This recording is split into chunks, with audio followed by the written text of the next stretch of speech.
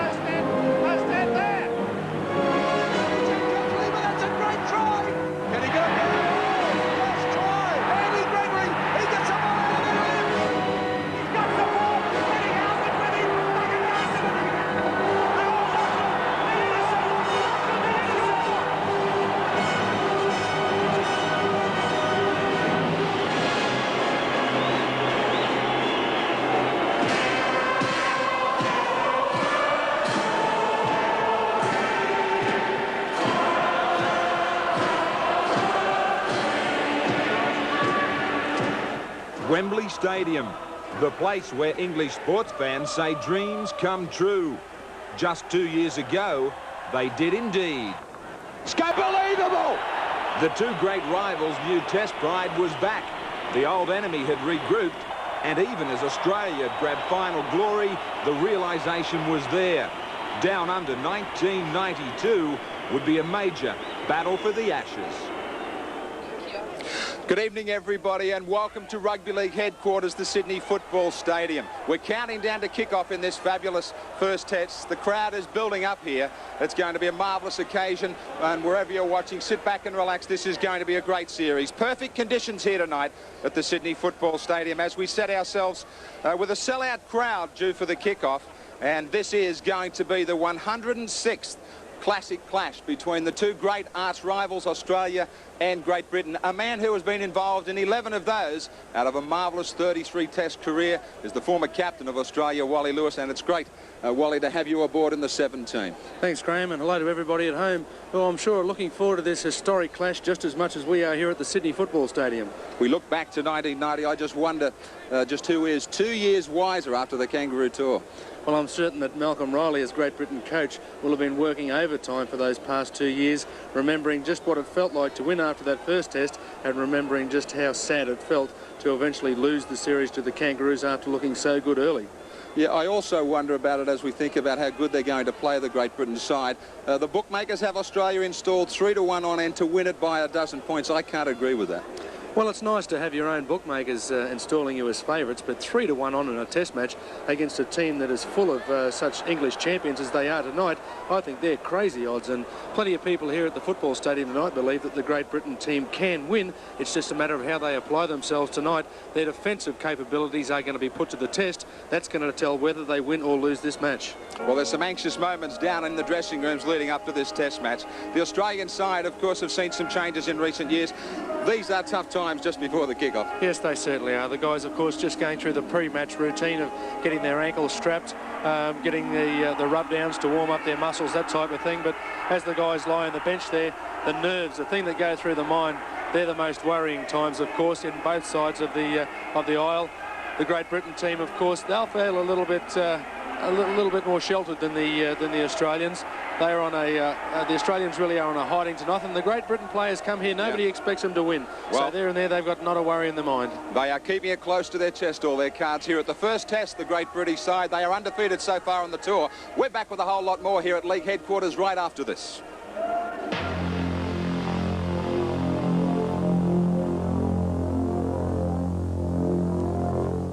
Stadium tonight as we set ourselves for the first test in this battle of the Ashes between Australia and Great Britain. Well, did I talk about a battle? The war paint is on, and everybody is setting themselves for a great start to this series. Well, Pat Welsh joins us from Queensland as far as our 7th team is concerned for this great series ahead. And Pat, the question again arises out of this touring Great Britain team: are they foxing us once more? Graeme, I don't think they have been. I think there's been genuine injuries, and that's why Malcolm really named a squad of 19 initially. They really wanted to give their captain, Ellery Hanley, who hasn't played for 7 weeks, right up until the last minute to prove his fitness. By midday yesterday, they realised that was a forlorn hope, so Ellery Hanley is to miss this test. Hellas also missed through injury, but of course the Australians have also had their dramas with Dale Shearer pulling out, and it has been a week of dramas. So let's have a look at how the two teams line up for tonight. The fullbacks are two of league's glamour players. For Australia, the flashy Andrew Ettinghausen. Great Britain will use Graeme Steadman, who in 1988 became the costliest player in the game. On the wings, Australia boasts strength and speed, Rod Wishart and Michael Hancock. The Brits have the man who made his test debut at 18, Paul Newlove, and the world's most exciting flanker, Martin Chariots of Fire. The Canberra combination form Australia's awesome centre pairing, the skipper Mal Meninga and his heir apparent, Laurie Daly, while Great Britain have Darryl Powell, who's making his second tour down under, and the young giant Paul Lachlan. At 5/8, Peter Jackson gets his chance for the Aussies after Dale Shearer's withdrawal forced a backline reshuffle, while Great Britain's captain, Gary Schofield, is one of the most skillful players in the game. The clash of the halves will be a highlight, the elusive Alan Langer versus the cunning of Andy Gregory. Australia has a giant forward pack. Bradley Clyde is acknowledged as the world's best. Phil Clark must fill Ellery Hanley's giant shoes. In the second row, again, it's size against mobility. Paul Sirenen and Australia's man of the series from the 1990 Ashes Tour, Bob Linder, confronting the talents of Dennis Betts and the power of Andy Platt. The front row blends youth and experience. The Aussie debutant is Paul Harrigan, who packs alongside Glenn Lazarus, while British veteran Lee Crooks has forced his way into the team alongside Kelvin Skerritt. And the hookers are both superb ball players. Canberra's Steve Walters against Wigan's Martin Dermott. The reserves bench is chock full of class. Australia's backs are Brad Fittler and Kevin Walters. Great Britain will have Joe Lydon and Sean Edwards, while the reserves forwards for Australia are Brad Mackay and David Gillespie. For the Brits, Ian Lucas and Michael Jackson. And the two coaches are legends of the game. Australia's mentor is Bob Fulton. Great Britain has Malcolm Reilly. Two great lineups there. Michael O'Connor is joining us sideline. I don't know whether you'd like to be out in the middle tonight. They're big forward packs, aren't they? Oh, they certainly are, Paddy. There's no doubt about that. But this atmosphere is just tremendous. I played on this ground the last time in 1988 that we played the Great Britain side. There were only 15,000 people that day. There's going to be it's a sellout tonight, and I mean the atmosphere is there. It's going to be a great competition. And a lot of English supporters here too, so they won't feel forgotten. No, that's right. And let's have a look at the two sides. The English side, they've got 10 Wiganers in the side, and I mean, they're going to be very hard to beat. The back line looks good, and any side with Martin Fire on the end of a back line looks good, particularly as he's marking a guy who's got a suspect hamstring in Rod Wishart. I think they look particularly dangerous, the Great Britain side. All right, well, we saw them against Canberra where they played some good attacking stuff and then some great defensive work against Illawarra, so they seem to have the lot. They do. Look, Malcolm really has been planning this occasion for 2 years. Don't be fooled into thinking that this has just happened over the last couple of weeks on tour. He's got his best side in, apart from Ellery Hanley and probably Sean Edwards tonight. They are really going to give Australia a shake, I believe. All right, Michael, enjoy it down here, close to the action. It's going to be great stuff, Graeme. Back to you, and I know the Great Britain side are looking forward to a big one. Pat, everybody's looking forward ahead to this great first test match. In fact, we're looking forward to the arrival of the two teams. Right after the break, we're down to action.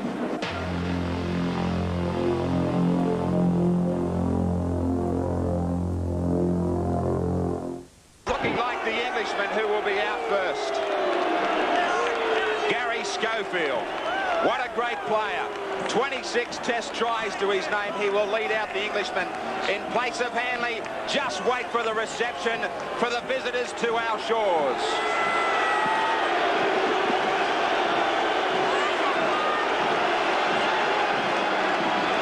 They're confident of springing the big upset. The British flag is also confidently strung high. Schofield, the captain, making his 4th tour in a Great Britain Lions squad. Mal Meninga, what a moment for him. 13 times he's led his country down the tunnel. And he will be made to feel like a king himself as he makes his way out with his teammates to try and get the job done in this first test. Jackson keen to get on with it as they get held up in the tunnel. But now it's welcome home.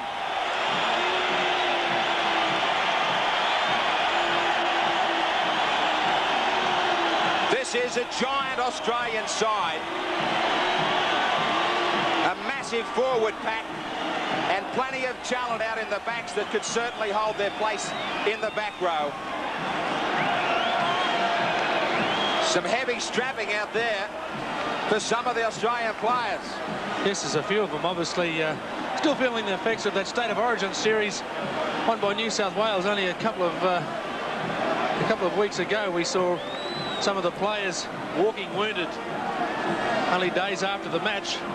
The players, of course, have had to get themselves back to 100% fitness for this test match, and I'm sure that they're going to want to be 110% fit to withstand this assault that they're going to get from a Great Britain side. New socks for the Australians this time around as well, Graeme. Slightly new strips, courtesy of an Umbro manufacturer. The Englishmen start to link up. Gary Schofield is wandering down the line there, motivating this side, saying, we have waited 22 years. Andy Gregory all pumped up. He remains an absolute key for this side. In such a serious moment as the national anthem singing, Graeme, it was always a moment of great amusement for me. I used to like watching the players from both teams. Now, of course, the English always knew the words to God Save the Queen, but I could never always say that for all of the Australian players. You'd be able to look along the line and you usually find the players would all join in for those final Advance Australia fair words. That was about it. We stand by for both anthems.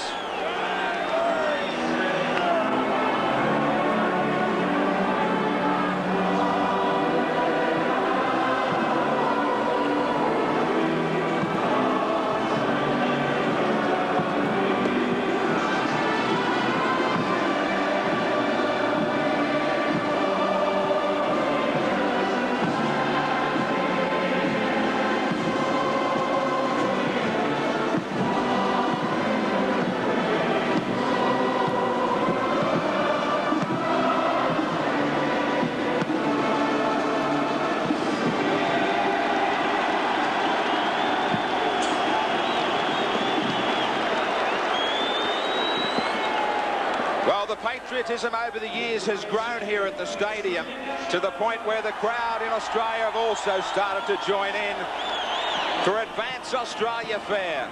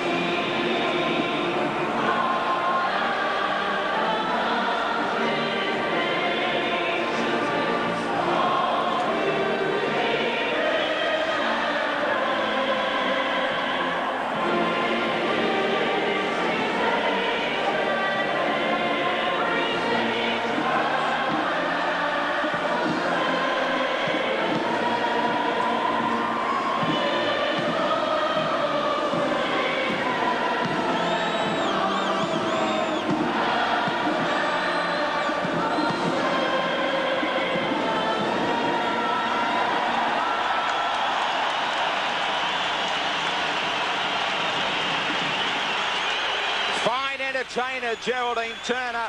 Now we're down to the greatest entertainers in the world of rugby league, Great Britain and Australia. The world champs in green and gold. Fireworks high above. On a cool night in Sydney, it might be cool, but the stadium is dripping with atmosphere. Great moments here before the kick-off. The traditional rivals. Mother country. And Australia, the referee in charge, is to be neutral.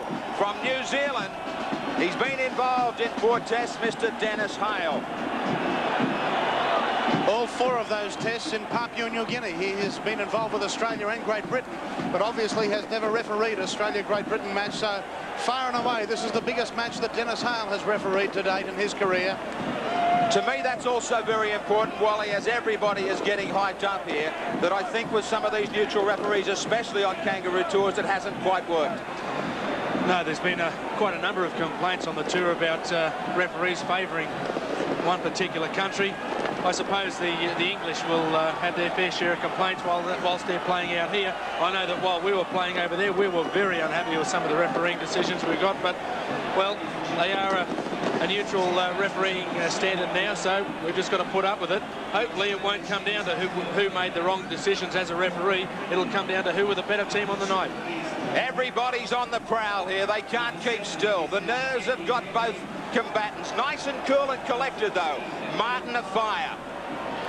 Graeme, after just returning from the sideline, I can tell you that Great Britain will run towards the scoreboard end here, and they will have the advantage of a slight breeze in the first half. It's certainly not noticeable in most parts of the stadium, but down at ground level there is a pretty good breeze behind them. The referee just waiting for some of the bands still to clear the stadium. We will be underway in but a few seconds. For 2 years now, Great Britain have been waiting for this opportunity. The opportunity to prove their mettle. This time it is on Australian soil. They did it 22 years ago. Australia kick off in the defence of the Ashes. The ball comes back. Betts to bring it away just 11 metres out from his own line. Through the forwards. Skerritt trying to get out near the 22. Still they can't make the 22. Andy Platt, the workhorse, getting it back. Now they get out of the danger zone, but just. An Australian player down as Crooks picks up an easy 8 and 9 metres. Last tackle. The pressure on the kicker. Steadman gets it nice and clear. Good kick. Lazarus is the man who is now back to his feet. Ettinghausen taken by Martin afire. Lazarus struggles back into position. Wishart wrapped up very smartly. Dennis Betts down low around the ankles. Steve Walters looks for Big Bobby Ledner. He was named player of the Kangaroo Tour of 1990. He picks up where he left off. Great charge from Ledner. Now Harrigan, his first touch in Test football was a good one. Walters looks for a kicker. Jackson tries to wait the kick, but he sends it straight down the throat of Steadman. He is wrapped around by plenty of defence. Daly makes the kill. Phil Clark, he is stepping into some mighty big boots in the shape of Ellery Hanleys. Coming off the wing is Newlove, taken low. Great Britain looking sharp as they move it around to get away again from the 22. Wide they go to Gregory, to Schofield, plenty of ball movement, Martin afire. Langer's there, he beats him, Ettinghausen, no, yes! Oh, what a start! Martin afire thought he had the try, that was magic. It certainly was very smart movement with the football. Alan Langer being stood up, those legs just a little bit too long for Elthney, but Andrew Ettinghausen, one of the fastest players in Australian Rugby League, needed every inch of his speed to get across to Hanley. How fast is this man? The penalty goes to Australia, a little flare-up. Dennis Hale will wear none of it, and Australia get the penalty. See if we can pick it up on the replay. Great Britain offside in the scrum, no doubt about it. Well, Michael O'Connor, right in front of you. They said they were going to take care of a fire. He nearly burnt them. They've certainly shown their hand early, Graeme. They look very dangerous out wide. Particular good play there by little Alfie Langer and Andrew Ettinghausen. A last desperation push just to put him out. Now, Lazarus is struggling once again. Now, Dennis Hale, I think the referee is calling to the headman. Is he? Trainer's quick to get him out there. He has a bad cut. He doesn't want to leave. but he will be ordered to leave the field. Lazarus involved in a couple of incidents, one in defence now when he was in possession. This time he will leave the field. So Australia on their heels a little with nothing falling for them. No, nothing really going right for Australia at the moment except a couple of referees' decisions. Lazarus still refusing to leave the field, although Mal Meninga's showing him exactly where he's got to go. Of course, the blood bin rule makes it absolutely imperative that he does leave the field. Gillespie will come on now. He'll perhaps provide a little bit of stability in the middle of the ruck whilst Lazarus is going to get off the field. It looked like he copped a bump to the head in the second tackle of the game, which put him in Disneyland for a while. We've already seen that the English players are about to let these Australians know that they're in for a test match and a half. Big defence now on Harrigan. Still he struggles with them though. It took 3 of them to put him down. Lazarus, I'm not sure if he knows that he's at the Sydney Stadium. Sheridan upended, great defence, loses it. The referee said that he wanted him to play the ball. That should have been play on to Australia. Well, that's the problem that we're going to see crop up several times through this series, Graeme. The different interpretations by referees around the world. Now, in every other country in the world except New Zealand, if that had happened, it would have been play on. We've seen one touch of brilliance from the red, white and blue. Now an opportunity. The race is on. Hancock is winning. Confidently picks it up on the run. Now Dennis Hale has said that Steadman was in front of the kicker. Well, something surprising to me which happened there. We saw that kick put downfield. Now, Darryl Powell was one of the guys from Great Britain that was charging down there a million mile an hour. Martin Offiah just showed us a couple of minutes ago how fast he was. He was languishing back in second gear, not even attempting to run that ball down. That kick was obviously meant for him. Gillespie thought he might have had a bit more of a rest than this on the bench. He gets a first touch. Now Harrigan from a standing start. They come from everywhere. This is a cocky Great Britain outfit. Langer getting it away to Clyde. They're bustling them, moving up very quickly. Can they maintain the pace? Steve Walters from dummy half with Lazarus off. The Australians for just a moment a little bit disorganised. Jackson under pressure. Ettinghausen under pressure. They were trying to kick it and they couldn't get set. Last tackle. Langer. He decides to run it. Jackson. Jackson, great ball. Hancock gets clear. As this match opens up, Australia show the Englishmen just how much they can keep it alive. The handover on the last tackle. Gregory fired up, exchanges words with Hancock, but the Englishman will have the ball. 7 minutes gone. Meninga with a big... Daly it was, in fact, who came in with a big hit on Skerritt. Clark shows it. Punishing defence from the Australians. Now the Great Britain side received the penalty for Australia being inside the 5. An absorbing tussle in this opening passage so far now as the Englishmen settle. And you could not help but be impressed with them, Michael. 3-1 the penalties. We'll come back sideline shortly with this restart now to Dermott. Great punishing tackling. The hitman Gillespie on Crooks. Skerritt, he goes up the middle, and again Gillespie's there to finish him off. Quick play the ball. Gregory showing it, keeping the ball alive. Schofield, 40 metres out. This test match is showing plenty of skill already. Gregory, short blindside, shrugging off one tackle, getting it back for Lachlan to take over, but he gets driven. Sheridan is starting to dish it back along with Gillespie. Steadman waiting it to the sideline, trying to send Ettinghausen into the corner pocket. Looking to get 10 metres out, Ettinghausen. Clark there was great tackling. Australia now with their backs to the wall, 9 metres out from their own line.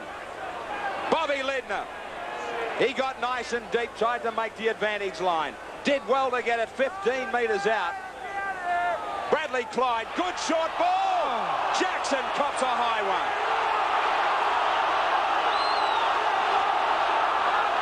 Andy Gregory knows that he might be lucky not to spend some time out of this stadium.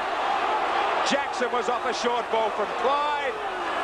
Gregory just left a board right around the throat. Well, the thing about Andy Gregory there is he's that small. He's honestly taken 3 steps up a ladder to jump and get him. Well, I said he might be lucky. He's not so lucky. He grabs 10 minutes. And he is the playmaker. He's gone and out of here.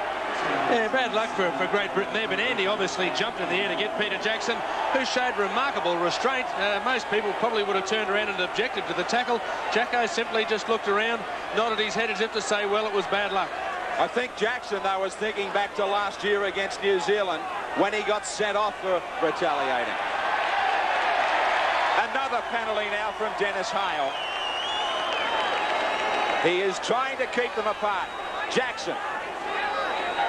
He's not concerned about the high tackle. As he sends it into the 22, here is the first real test for Great Britain. Wishart, that left hamstring, still heavily strapped. Harrigan. Gillespie went as the decoy. Harrigan sets it up right in front of the post, 15 metres out. Set play, Clyde for Lindner. Crashing defence. Sensational defence down low from Andy Platt on Lindner. Lindner is in Disneyland too. Andy Platt has destroyed Lindner in that tackle. You want to tell me that this Great Britain side are not fired up? Crooks brings it away. Well, Michael O'Connor, I said it before, you could not be more than impressed with this English team. They've started very well indeed. Major loss, though, Andy Gregory. A silly play. I didn't see a lot in it, but 10 minutes in the sin bin, he's going to be missed. Penalties just keep on coming. Schofield just marshals his troops, tries to settle things down as we still look ahead for a score in this first test of 1992. 5-2, the Australians have the advantage. The roar from the crowd as it comes off the side of the boot from Steadman. Great atmosphere here. Skerritt. They let him take it up by his lonesome.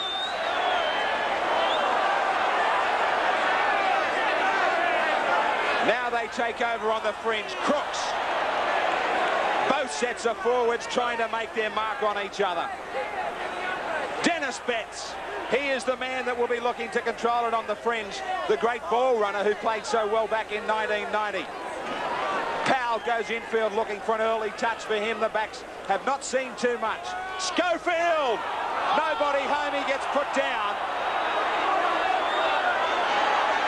Dennis Hale, the referee, said he had a clear view. Harrigan was the man who turned his back. Bradley Clyde to bring it back for Australia. Steve Walters looking for some runners. Langer is there. Harrigan puts it down. The ball was absolutely drilled at him.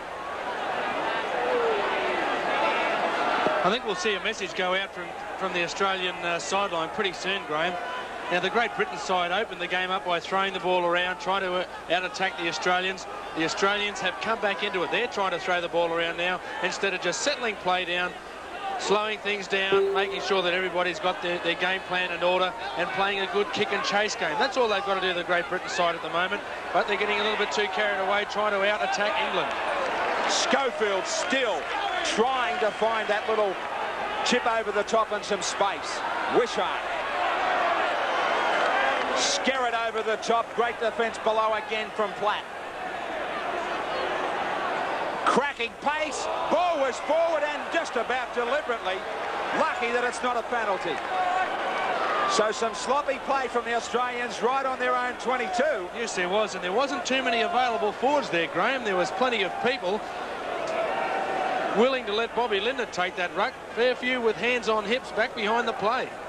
Bradley Clyde having a final peek as Schofield feeds this scrum. Taking over, trying to lead for Gregory. Now Clark. Clark's throwing the ball. He was looking to go wide. He threw some dummies. Steadman. Still we look for a first try, and now it is the penalty.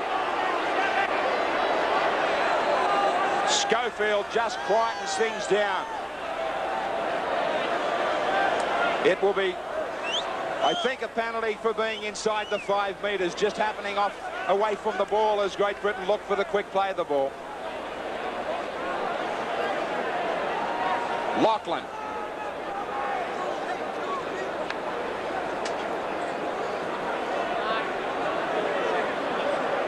Steadman was up in the line involved in that incident.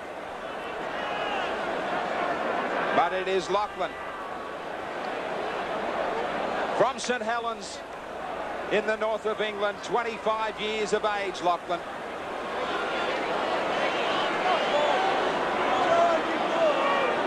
Around the corner he comes with a look in at the first points of this opening test match. Great Britain have been impressive, but it is wide. Ettinghausen still alive with the ball just a couple of metres out from their line. Pat, they've been under some pressure. Haven't they ever? And they'd really be relishing the fact that they've only got 12 men on the field and have been able to enjoy this field position. That's Harrigan back into it. Gets it up towards the 22, but there's a wall of Great Britain defence there for him. The 2 second rowers in Platt and Betts have been enormous tonight in defence. They've put some huge hits on the Aussies. Meninga throws it wide. Again, the Australians looking to run it. Langer finds space, and he's got support. Where are they? He's looking on the inside. He's got Gillespie on the inside. Tries to go over the top. It's back to Langer. It'll play on, I think. Well, yes, offside, coming off Gillespie's boot, going straight forward to Langer. Gillespie, I thought, should have taken the angle back in behind Langer to take the ball across to Michael Hancock on the left-hand wing. Getting a little bit confused there, but the Great Britain defence seemed to get back and tidy up pretty well after Langer got on the outside of Lee Crooks on the edge of the ruck. The speedier backs outside rather than go to Gillespie in the centre. Yes, he was a little bit unfortunate that Australia were lined out this side. The majority of their quicker players, like Laurie Daly, were standing on this side of the ruck, but a clean break to Australia. That'll probably settle them down a little bit and stop the panic nerves and from the coaching staff on the bench. Plenty of attention there for Platt. He's already handed out plenty. Schofield, a long ball out to Powell, but Powell is wrapped up in centre field. The Australian backline defence up quickly this time.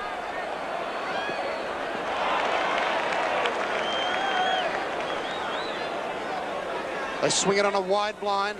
This is Dennis Betts. Works on the fringe of the ruck superbly, this man. Now back to Steadman. Plenty of time to get his kick away. All the Great Britain backs are offside. Steadman brings it up, and it's been a knock-on by Ettinghausen. So again, Great Britain can go on the attack on the Australian 22. And still they're playing with 12 men. So their skipper, Gary Schofield, will feed this scrum. Steadman standing up in the line. He has Clark outside him. Good tackle from Jackson to bring him down, and Ettinghausen finishes it off. They work the blind side. That pass looks suspect. Crooks inside the Australian quarter now. Here they come again. Platt, originally named in the front row, playing second row tonight, can play anywhere in the forwards, this man. Betts looks for the run around and goes himself. They're only about 8 metres out, Great Britain. They have numbers to the right. They swing it to the left. A long ball from Schofield. O'Fire takes it beautifully under pressure from Wishart. And Hale has found another penalty. Australia up inside the 5. Schofield looking for a quick tap. He'll take it, but there's a stack of Australian defence there. Great Britain are only about a metre out. Dermott to dummy half. To Schofield, he's calling the shots beautifully. This time he's tied up by Clyde, but manages to get it back. They have a replacement on the field, and that's Joe Lydon. Well, Great Britain enjoying this territorial advantage by virtue of 4 straight penalties. They work at the blind. Dermott, a long ball to Newlove, and Newlove is driven back in great defence. Michael Hancock saving the day for Australia. Platt wants it. He takes it up the centre. Another good bustling run by the second rower. Schofield calling for it. Clark to his skipper. Oh, that's great defence out wide by the Australians. They're throwing it desperately, but they've lost 20 metres. Brilliant defence out wide again by Wishart, reading it superbly and coming in to snuff out that attack. It's a strange option taken there by the Great Britain team, who elected to kick that loose ball out of play. I would have thought it would have been a far more sensible idea to let Australia come up with a football. At least then they would have had one tackle down, only 3 or 4 more to go before they would have cleared the ball through a kick. That's Bradley Clyde, about 28 metres out. Sirenen. Oh, had he been able to pop that ball to Bobby Lindner, there was trouble. Jackson wants it. Short ball to his captain. But Platt ties him up. Oh, and there's plenty of attention late for Meninga. But Captain Colossus stands firm. Langer now. Langer finds great space in the middle of the ruck. He's stepping and weaving. Overcame Lydon over the top, and there's a penalty. And Lydon is going to be called back by Hale. Andy Gregory is back on the field, and Langer feeling the effects of that tackle. Alfie's already starting to cut the English team up as we saw Lydon go a little bit high, but then again, when you think about it, it's fairly hard not to go high on Alan Langer while you're tackling him. But he really is displaying that footwork that he's become very famous for on both sides of the border, Alan Langer. He's the man that really has got Australia on the front foot. This is Wishart. Taken by Crooks. Walters options either way to Bobby Lindner. Set play from the Australians. There was a swinging arm in that tackle. Walters again finds Sirenen on the charge.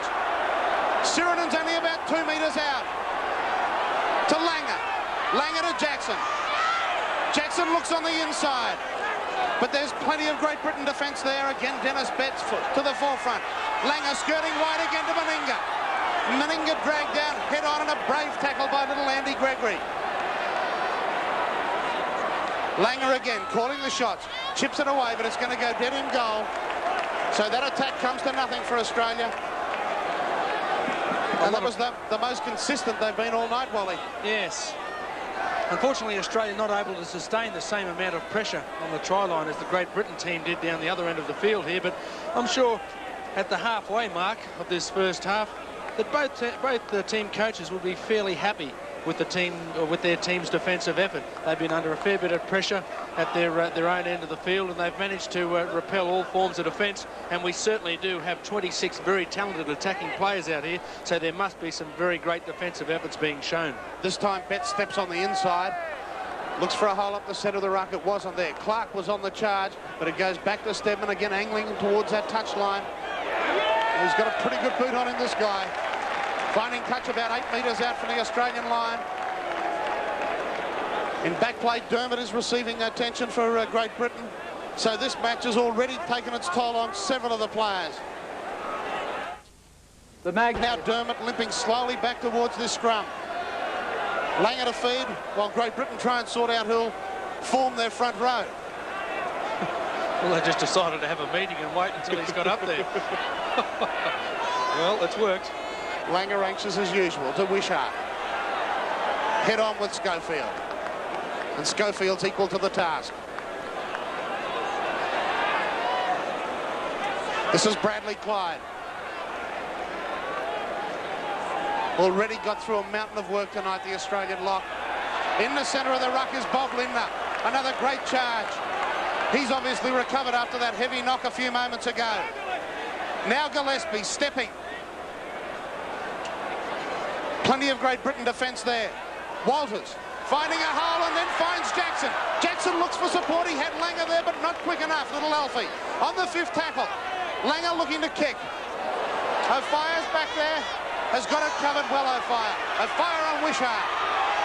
Wishart around his neck and lets him go. Here goes Chariots again, and look at the pace. Overcomes Ettinghausen. Can he stop him again? And yes, he does.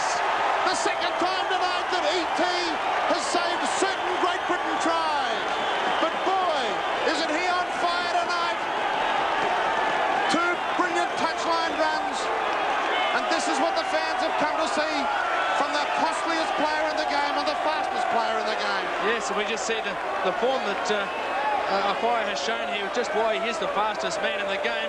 I'll bet Paul Keating's glad that there's not an election tonight, because Andrew Ettinghausen would be the Prime Minister at the moment. Classic cover defending tackle from the fullback on 2 occasions. That's just straight out of the textbook stuff. Ettinghausen, I'm sure, would be well thanked by his Australian teammates. It really came against the run of play. A clearing kick from Alan Langer that really should have had more chasers through there. Australia really throwing the ball around. They've got to settle down the play at the moment. That was Siren popping up the high ball. Meninga back to Hancock. His first real chance to move tonight, and he's created plenty of space in the centre of the ruck. Hancock. Oh, he beat 7 or 8 defenders there. A great run from the Broncos winger. An attempted trip.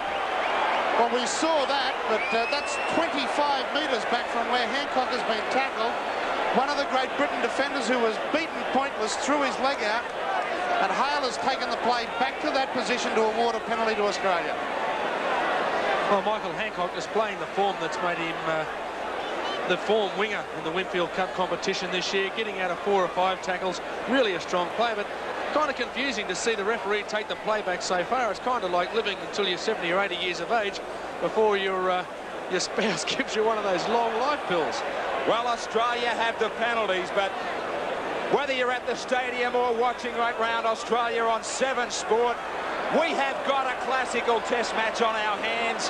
Michael O'Connor, this has really opened up. Yeah, that was a puzzling decision by the referee. He called it advantage rule, but it wasn't really. It put Australia back another 20 yards. But this test is just full of everything. I see Sean Edwards warming up on the sideline. He's the telling player. I believe he is the most dangerous player in the Great Britain squad. Look out for him. Yeah, Edwards warming up along with Lucas, but there was no doubt that that elbow and forearm right over the top on Harrigan might have easily earned a lot more. Steve Walters now to get the Australians on the attack. Gillespie. 27 metres out, Australia. Sirenen bounces out of 2, 3. Drags the Englishman into their 22.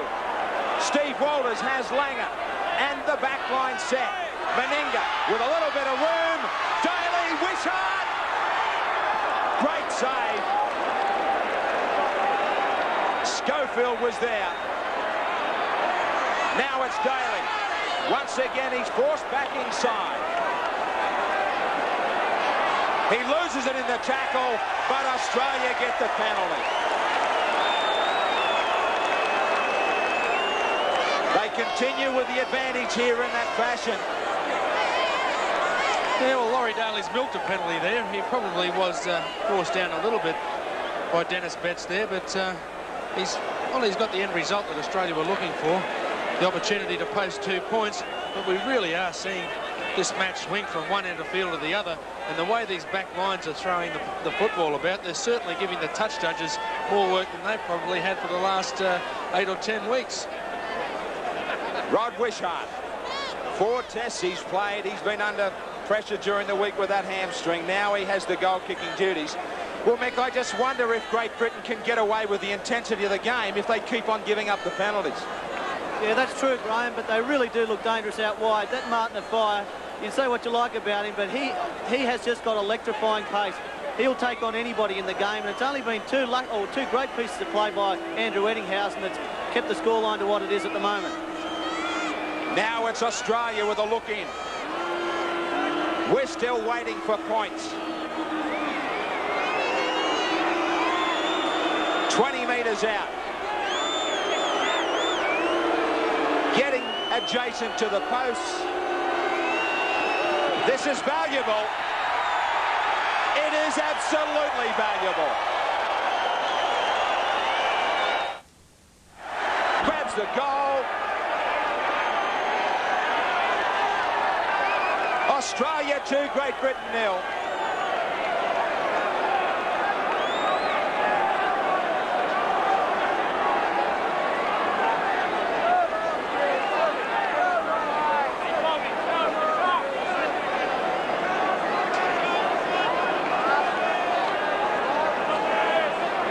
Australia 2, Great Britain 0. Underway again. Langer sends it across to Ettinghausen and Sirinen. Clark is down below.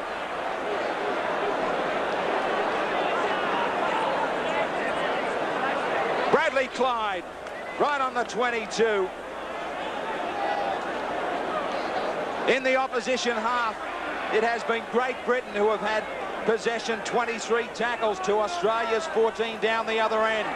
Jackson now, short ball and a good one. Great hands, Meninga. Beautiful play from Wishart. Meninga again, still travelling. Meninga gets it in. Gillespie, he won't have the pace, but he gets it. Jackson, Meninga started it. Meninga will finish it. What a stunner. We have waited a long time, but what a stunner. The stadium absolutely erupts. Just watch Meninga's involvement in this sensational try. This is a classic. Jackson's ball over the top was a great one. Gillespie did not have the legs, but he kept it alive. Jackson saw Meninga there again. He was too strong and too big. Yes, and the big fella handled 3 times in this try. It looked like the movement might break down with Gillespie, but pretty common sense work from Andrew Ettinghausen. Again, made sure the ball got split wide. Meninga's strength again being displayed to post his 7th try against Great Britain in Test football. The stadium more than happy with the Australian captain. You said Ettinghausen might be Prime Minister. I think we found another one. Well, the big fella's been struggling for form all year long, Graeme. I don't think that's been too harsh on the big bloke. He really had a difficult time during the interstate series. Playing at Lang Park, found the form again. A lot of people said in the 3rd game, the deciding Origin match, Meninga struggled again and may have been even lucky to make the Australian side for this match, but he certainly found that form again. Wherever he hit it, it wasn't hard to find. Great Britain have missed 13 tackles. Australia have missed 4.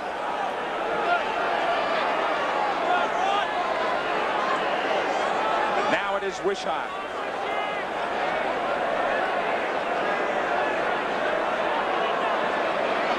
Wishart looking to add 2 more. He sends it down the middle. They're doing plenty of dancing here. And Wishart does it again. Australia stretch it to 8-0.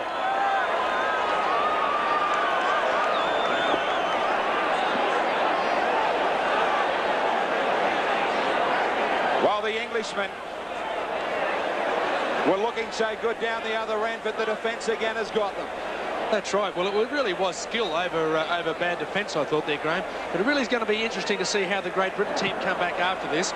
Now, what was important in that try was that the way it was constructed. If it had been a simple pushover try from dummy half, it probably would have been fairly easy to cop on the chin. But the Great Britain side have conceded virtually a 75 to 80 metre try, and that really does sap your confidence. Harrigan with a memorable charge. But there was great defence again on the end. Now Sirinen. The forwards coming into their own after that try, lifting in confidence. Langer has been dangerous. This time he's monstered by Lee Crooks. The Englishman making the most tackles. There is little in it. They've had some great opportunities. They haven't been able to convert to points. Ettinghausen with a mile of time for the kick. Down it falls for Steadman, and a big green and gold line right in his way. He did his best to get to the other side. Martin Dermott from dummy half. Gregory takes over, looking for Dennis Betts. He hasn't been able to get clear the back row at all in this first half so far. Schofield to Skerritt on the fringe. Powell back for Newlove. Newlove has nowhere to go. Quick play of the ball, and Darryl Powell helps himself to a dozen metres. The errors going against Great Britain. Now a penalty only to give them a chance to go deeper. A pretty important penalty this for the Great Britain side too, Graeme. We see 6 minutes left on the scoreboard. The Great Britain side now have got to try and put a little bit more pressure on the Australian defence. I know that they put a hell of a lot on so far, but a magnificent kick will see them enabled to launch an attack from just 10 metres out. Here they go, the Englishmen. Skerritt, 5 metres out, Great Britain, looking to hit back, looking to open it up. Gregory, he goes wide, extra wide for Clark, stepping inside. 10 metres out, but right near the posts. Schofield went blind. Gregory stays open. Magnificent hands. I don't know how Powell hung on to that. A fire. A fire gets it back. Gregory, Crooks. The defence comes up quickly. Great bustling from Australia. Now it's Harrigan. Harrigan gets it back. Daly. Very little break in play as this pace continues.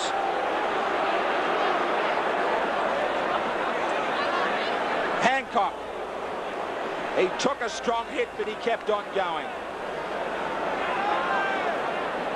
Gillespie. Gillespie stepped around Gregory. Here comes the Australians.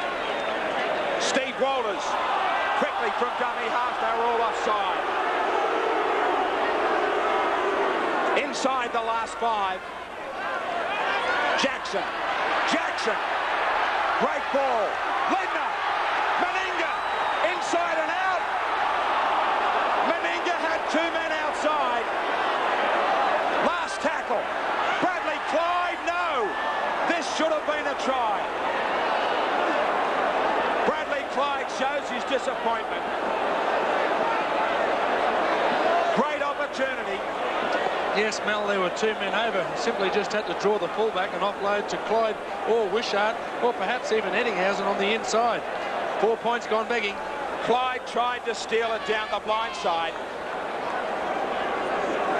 Well, it's been a question asked for a lot of years, Michael O'Connor, especially since their last win in 1970. Can they continue to match the intensity because the Australians keep hitting back? I think they can, Graeme, but they're starting to show signs of wear now. This is a critical period, this next 5 minutes. I think they can regather at half-time and come back. But certainly Peter Jackson and Alfie Lang are really igniting the Australian backline. Great Britain. You are so right now as Great Britain go back on the last to try and get away from this danger zone. Hancock. Hancock. There has been a ton of skill in this first half. Now Daly to show his. Great pass. Lindner looking to play it quickly. Daly to Meninga. Wishart. He gets finished off on the inside. Langer showing the ball, stepping. Oh, Harrigan with a one-hander. Schofield. Schofield won't get away from Hancock. Gillespie down to receive attention. Steadman. Daly's there to cover. The chase is on. Daly saves it.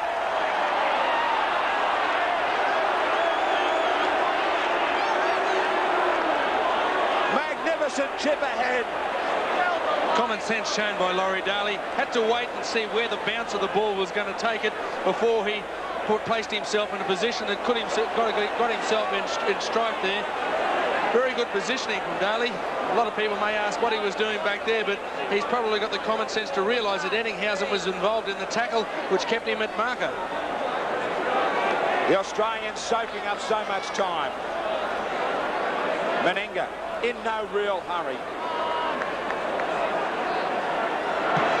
Inside the last 2. Let's go! Go on, boys! Great Britain, they have worked so hard for it.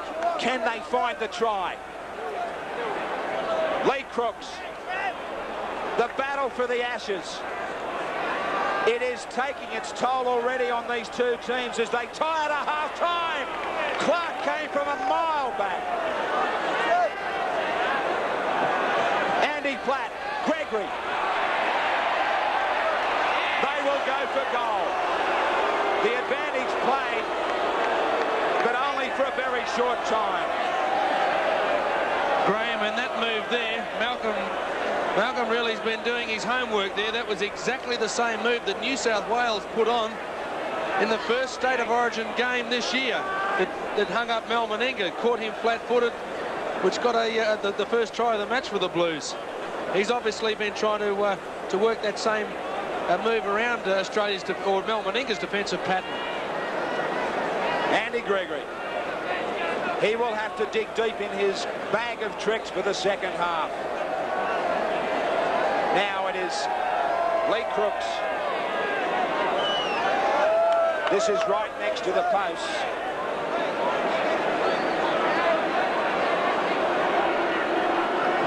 Lee Crooks to take over from Lachlan. Right next to the post.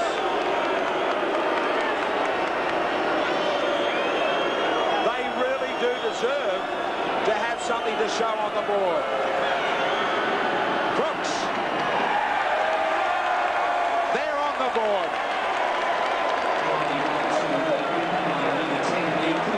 Great Britain made their mark in this Test series of 1992. What a great first half. A tremendous Test match on our hands here at the stadium. It is Australia who have the advantage, but there is little in it. 8-2, we're back with more right after this.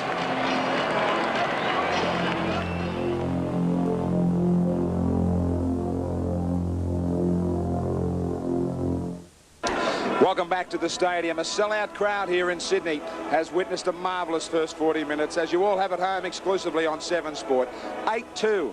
The Australians leading here, but that so easily could have been a different scoreline. It was a marvellous start for Great Britain. They were impressive early, Wally Lewis, and dangerous. They certainly were. I think they finished off the way that they started the first half. They went a little bit flat in the middle period of that first half, but I think that was only to be expected after such a lightning start by both teams. Australia kind of looked the worst team in the first 15 minutes or so, but I'm sure that now that the Australians have got their nose in front, the coach Bob Fulton will be making sure that they don't make any errors whatsoever in their own territory. Well, one man who wasn't making errors early on, he looked dangerous too once things settled down. It was the little Australian halfback Alan Langer. Meninga throws it wide. Again, the Australians looking to run. Langer finds space, and he's got support. Where are they? He's looking on the inside. He's got Gillespie on the inside. Tries to go over the top. It's back to Langer who will play on, I think. Yes, offside. Well, Wally, this could have been anything for the Australians. Yeah, it could have been. Had the pass got over the top, it was probably a certain 4 points for Australia. But Langer picks his mark very well, doesn't he? He makes sure that when he runs at the right people, runs on the edge of the ruck, and this time around he picked out Lee Crooks. Of course, Lee not the fastest man in town, weighing in around about 17.5, 18 stone in the old terms, and when you're weighing up the two characters, it's not easy to, or it's not very hard to find out who's going to be the quicker on their feet. Well, it is easy to work out just who is the fastest man between both these teams. We've seen some great breaks made by the man they call the Black Flash, Martin Afire. On the 5th tackle, Langer looking to kick. Ofire's back there, has got it covered well, Ofire. Ofire on Wishart. Wishart around his neck and lets him go. Here goes Chariots again, and look at the pace. Overcomes Ettinghausen. Can he stop him again? And yes, he does. The second time tonight that ET has saved certain Great Britain tries. Yes, well, equal to the task, this was just a great save as well. It certainly was terrific from Ettinghausen, but as we saw as Afire hit the deck over the sideline in Ettinghausen's tackle, I think he realised he took the wrong option. Maybe he should have headed infield and tried to round him off on the outside, or perhaps even grab a kick to head, because, you know, when the two blokes are matched up speed pound for pound, when they're both got the football without the football in their hands, I'm sure that Afire would get there 6 months before anybody else on that football field. That was so close for Great Britain. As far as tries were concerned, we had to wait to the 30-minute mark. But I can tell you, it was worth the wait. Laid on and finished by Captain Courageous Mal Meninga. Great hands, Meninga. Beautiful play from Wishart. Meninga again, still travelling. Meninga gets it in. Gillespie, he won't have the pace, but he gets it. Jackson. Meninga started it. Meninga will finish it. What a stunner. Well, there was criticism during the season so far, Wally, about the lack of skill shown in the State of Origin. And as far as the State of Origin match is concerned, it's been made up for in this first 40 of the test. Oh, it certainly has been. We've seen bright, open attacking play that really has had the fans on the edge of their seat all the way through. We've given Meninga the raps he deserves for this try. He really did do a great job in handling 3 times during the movement. But one fellow we've probably forgotten to mention was Peter Jackson. He got the initial ball over the top after Alan Langer's service and backed up. There was a great pass from Ettinghausen, who decided just to feed the ball instead of running himself, onto Jackson, who did very well to back up, and onto Meninga. And, well, the big fella, as soon as he saw that sideline, there was no stopping him. Yeah, well, is there no stopping Australia? We've got 40 minutes left in this great first test of this 1992 battle for the Ashes. We're back with a lot more action as the crowd awaits here at half-time. Don't you go away.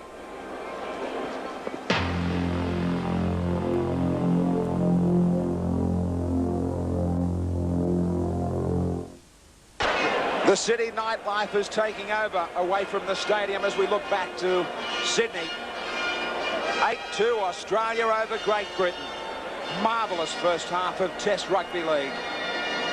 A stunning try to Australia that has given the advantage. It's punishing all right out there for both teams. Meninga leads them back out with 40 minutes remaining. The wingers Hancock and Wishart out together. Harrigan and Gillespie, all the forwards have had to work hard. Australia, can they go on with it? Great Britain, can they come back? Langer has been brilliant, no doubt about it.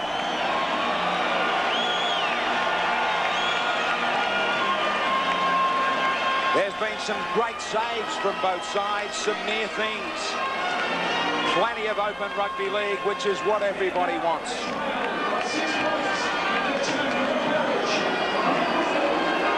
Great Britain have still got plenty of tricks left. Ellery Hanley. The great debate all week was whether he was going to play.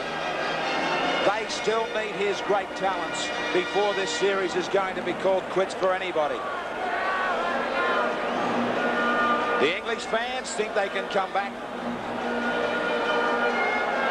The most vital statistic here, as far as anybody is concerned, is the missed tackles. Great Britain, if they come up with that number again, will fall in the second half.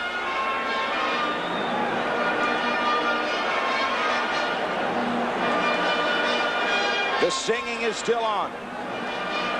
But who will be singing in great voice at the end? We are about to find out. Sirenen led the way in the tackle count. Crooks was good for Great Britain. Now it is Sirenen to bring it back for the first time in this last 40. Everybody should be fresh. Wally, what would you have said at half-time to the Great Britain side? Well, I think the Great Britain side instructions from Malcolm really would have been that they don't panic. They know that they're still in the game, and the way they came back in the final 5 or 6 minutes of that first half was enough to indicate that they're still well and truly in the game. They're only one try out of it.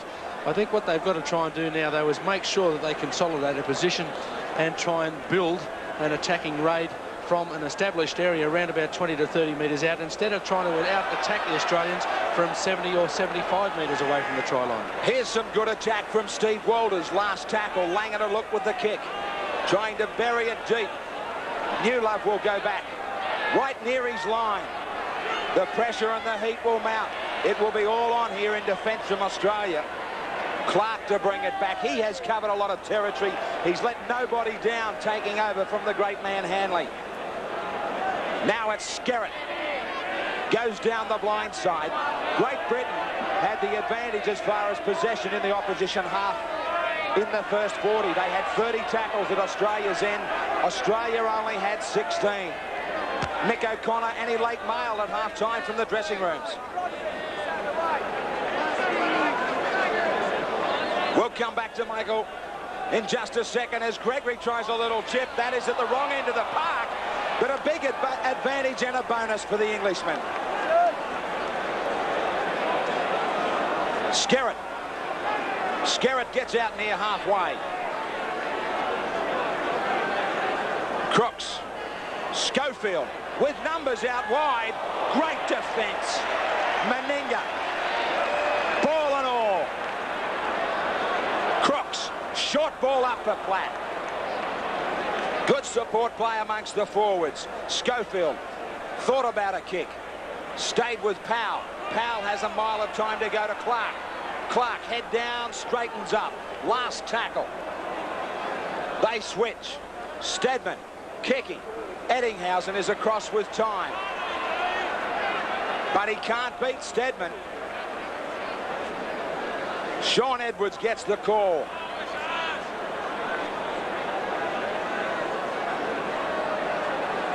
Australia bringing it away from the 22. Ledner. The defence was on him quickly. Jackson has Clyde joining in. Clyde away from two defenders. Well, Michael O'Connor, any late mail from those rooms? No late mail at all, Graeme. I think Malcolm really would be pretty upset with the number of missed tackles. Also the kicking game. I think in the first half they decided to chip kick too often rather than pin the Australian side down in their quarter. Harrigan. Harrigan had Ettinghausen outside. There was an overlap, but he didn't unload. Meninga, he will kick. It will travel straight to Stedman. Stedman with a great step. He was originally a 5'8". Made the move at fullback with the Castleford club in England, and he's been rewarded with a test jumper. Crooks just ankle tapped as he tried to play it. Skerritt, a little bit of a step. The referee plays a long advantage. Australia offside.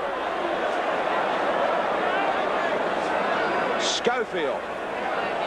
I wonder what the captain will come up with here with Edwards out there. Plenty of options now around the ruck with Gregory and Edwards. Sensational combination from the Wigan club and Schofield. They've got a few aces. Penalties are starting to bridge. Skerritt. This time he takes it up and there's no penalty on the end of it. Right on the 22, short blindside. They look that way. They stay open. Crooks, support inside from Platt. The Englishmen setting themselves for a set piece. Gregory, once more, switching. Edwards. Edwards has the option outside with Betts. It's out near the sideline. No room to move down there. Edwards, run around with Lydon. Lydon can't beat any defence from Sirinen and also Steve Walters. Andy Platt showed it. Looked on the inside for a moment and it just opened. Last tackle. Gregory to the in goal. Ettinghausen make that save number 3. And next summer put him straight at first slip. Super stuff from Ettinghausen. Super stuff from Ledner. Harrigan. Good quick play of the ball. He gets them away from the 22. Pretty ordinary defence from the Great Britain side there, Graeme. Just standing rather than moving up and putting a pressure on the Australians like they were in the first half. I'm sure that coach Malcolm Riley will be sending out instructions as soon as possible that they've got to keep the pressure on Australia near their own line. That's the only area of the field Australia have had trouble getting away from. Not exactly a good kick from Meninga. Stedman again good on his feet though. But Sirenen's there. And he monsters him. Betts. Stepping. He's 40 metres out from his own line. Skerritt.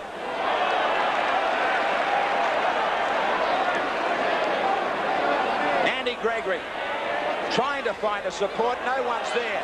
He was hammered by Gillespie after he passed it. Great Britain can't find a hole. Edwards gets it to Schofield. Did I say they couldn't find a way through?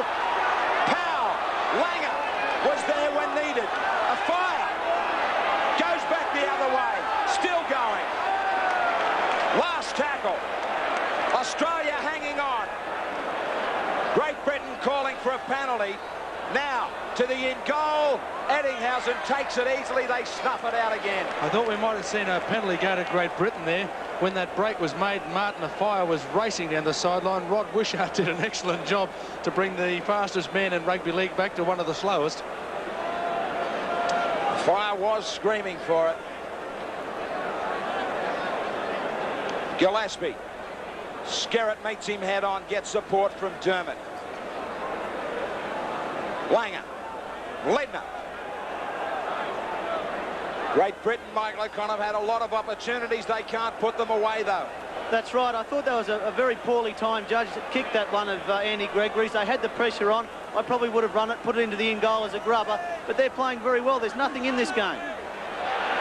Langer was tripped as he tried to get through it. The penalty will come. Right on halfway, the Optus replay as Langer puts it in behind the line. Rather surprisingly, in England, that is an automatic dismissal. Yes. Well, once again, the rules and the way they're interpreted around the world, they certainly do have a lot of changes, that's for sure. The 5-yard one at the moment is probably the one that's sticking out to the crowd here. We're used to seeing teams in Australia standing back closer to 12 or 13 metres rather than 3 or 4. Sheridan with a run around. Ledner doesn't mind about the close defence. He has been hustling all night. Langer. Short ball up for Harrigan. He steamrolls Edwards. Climbed all over him. Harrigan claims that he's been hit high, though. He's already copped one in the first half. Jackson. Big back line. Clever stuff. Great hands from Daly. Meninga keeping it alive back on the inside. Clyde! Australia do it again. Oh, Meninga's having a night. The captain grabs a double as he makes another test appearance for his country. Optus replay. The defence looked as though they had them covered. Great footwork and hands from Daly. Meninga has again handled twice. Over the top of Fire, couldn't get a hand on it. Steadman had no chance. No, he certainly didn't, but it could have been a touch-and-go situation here for Australia. Jacko turned the back to fire a bullet-like pass out, as we saw Laurie Daly set up the situation for Mel, but the try really was laid on here by Bradley Clyde. He beat 3 defenders, a possible 4th on the way. Could have been an intercept try to Martin Afire there, but Mel, well, he was lurking there, and when you get that guy that close to the try line against a fellow that's half his weight, give up, go home and read a book, save yourself the energy. Well, Graeme, I can tell you now that makes Mal Meninga the highest point scorer in all matches for Australia. You remember last year against New Zealand, he became the highest point scorer in Tests for Australia. He's now overtaken Graeme Langlands. He has 508 points in all matches for his country. And if we didn't know already, it certainly stamps him as one of the greats to ever wear the green and gold. It is the 13th time the man from Canberra has led Australia in a test. He is not superstitious, is he? 28 missed tackles against Great Britain. They will rue that statistic in a big way. Wishart 2 from 2. This one from out near the chalk. Right out near the chalk.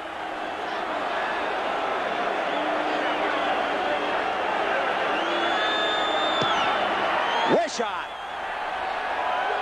just shaves. But a big scoreline for Australia. It is 12-2. On the Subaru scoreboard, 7 Sport exclusively bringing you the battle for the Ashes 1992. There is but 10 points in it. Scoreline that may or may not really reflect this match. They have had chances, Great Britain, but they have missed too many of these tackles. Jackson has been a danger on the fringe. So has Langer. Ledner's been dangerous in the forwards.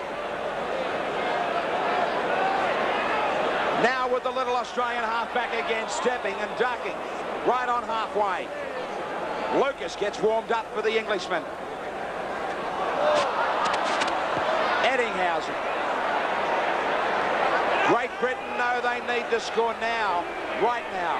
A fire. He gets dragged down and then finished off over the top by Gillespie. Clark, he's not stopped trying. this mistake might lead to another try. They have the scrum in the feed right there where they want it. Some very good pressure again put on by Bradley Clyde and Peter Jackson. The Australian defence now swarming up on the outside, realising that that's Great Britain's best chance of getting on the outside of Australia's defensive line, throwing it wide. And wide they go. Jackson, Ettinghausen, away from Schofield, away from a fire and Powell. Skerritt leaves the play as Clyde settles it down. They're dropping off in defence. Now they were going too high in the tackle. Clyde hammered high by Clark. Referee right on the spot to give Wishart one more chance.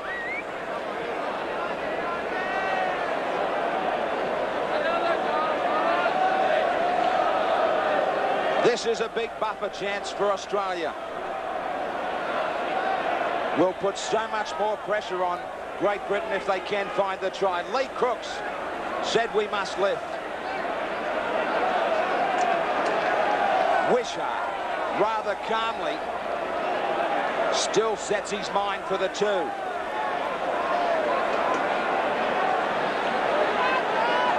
Steadman, minor injury, concerned with a knee. 15 metres in from the sideline. 20 metres out, Wishart.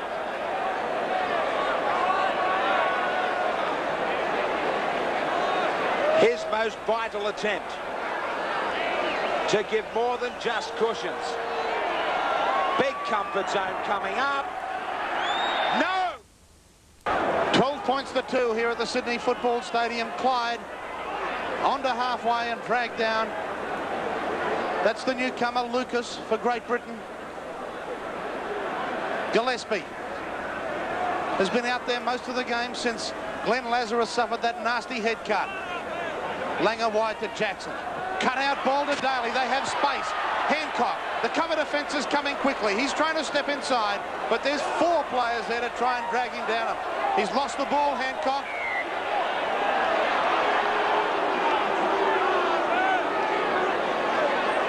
Scrum will pack about 3 or 4 metres inside Great Britain territory. You could see the attention Hancock was receiving here. 4 Great Britain players there, and eventually the ball dropped free. Edwards to Steadman coming into the line.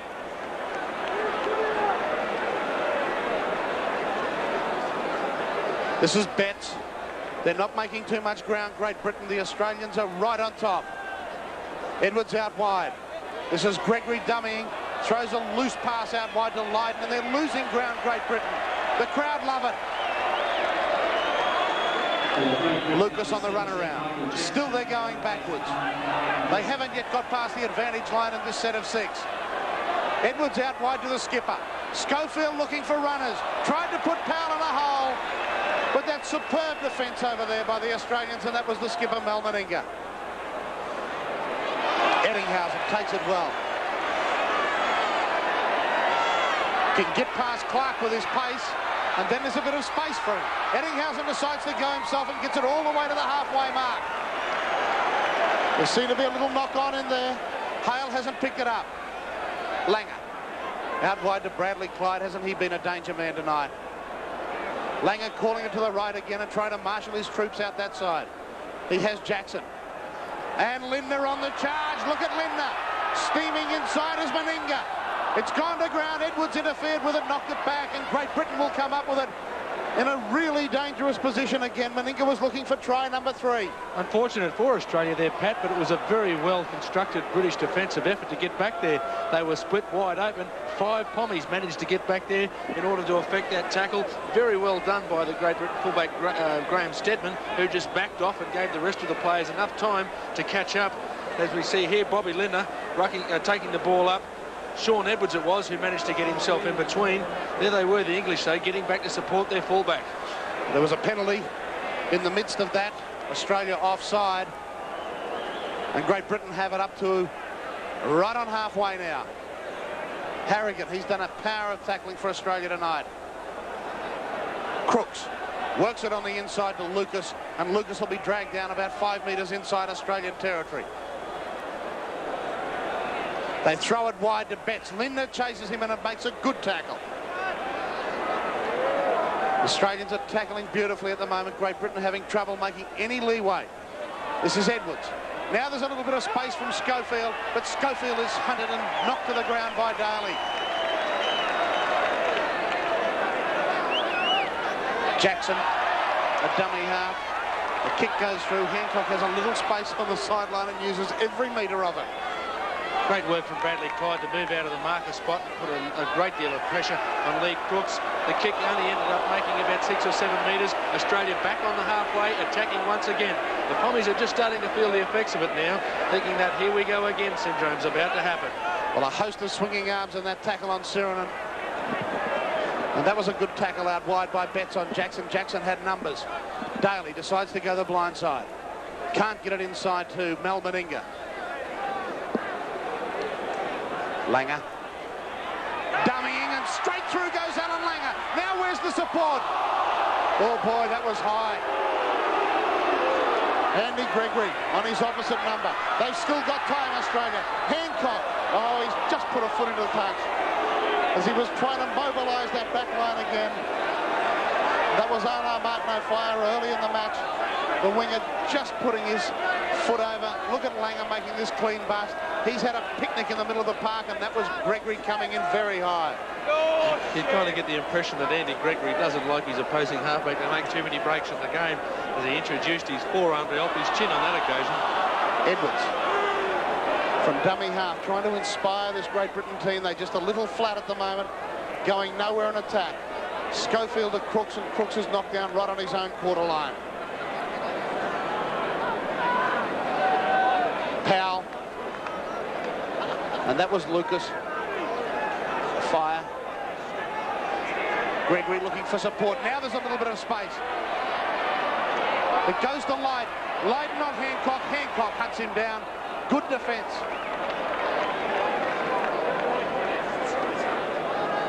Edwards the dummy half.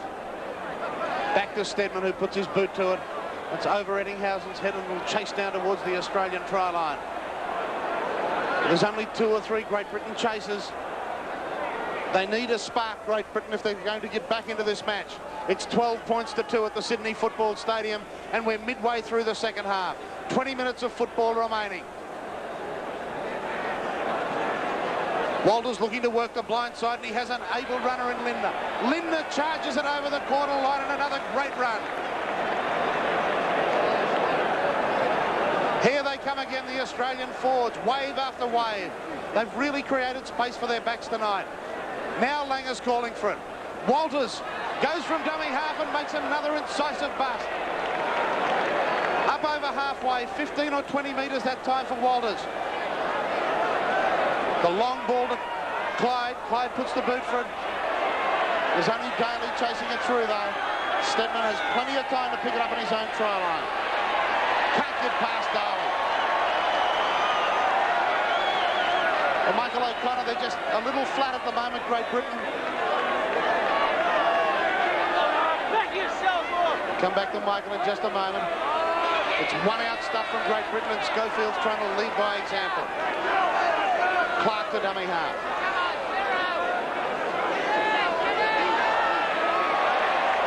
That's Jackson.